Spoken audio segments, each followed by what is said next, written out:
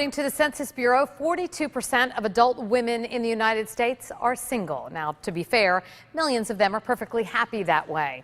But for those who want to settle down with someone, the question is, how do you find Mr. Right? We sent News Channel 5's Keli Fulton in search of answers.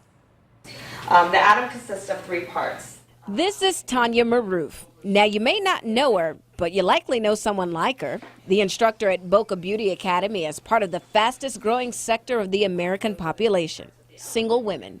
They always say you have to kiss a lot of frogs to find your prince, and I feel like I've done my fair share of that too. But the 29-year-old is tired of puckering up to the Kermits in the country and is ready to find her Mr. Right. But how? And I don't know. I feel like I'm doing everything right. For answers, we went to an expert. Carol speaking.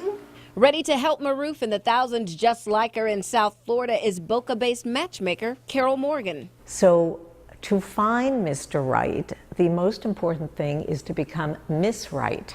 Well, you become Miss Right by finding your own power, by becoming your own person, by making your own money. And then Mr. Right will essentially come looking for you. Now, before you ask what could the TV lady possibly know about searching for Mr. Right, take a look at my personal bookcase. From Act Like a Lady, Think Like a Man to Don't Be That Girl to, oh, my current read, Why You're Not Married Yet. I read all of these guidebooks, if you will, in my own search for Mr. Right. And they all echo Carol's next tip.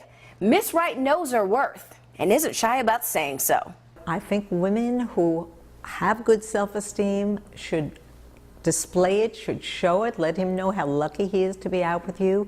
Don't be afraid to show your brains. Don't be afraid to applaud your successes. Don't be afraid to sing your praises, because no one will know how wonderful you are if you don't. Oh, and don't forget the standards. Miss Right certainly has them. Just don't set the bar so high your potential Mr. Right would have to stand on LeBron James's shoulders to meet them.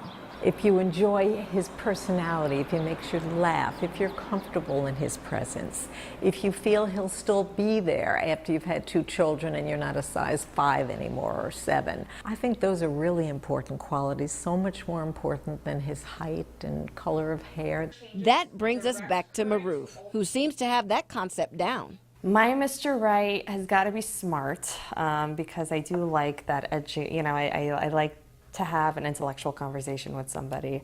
He has to be funny, definitely family oriented.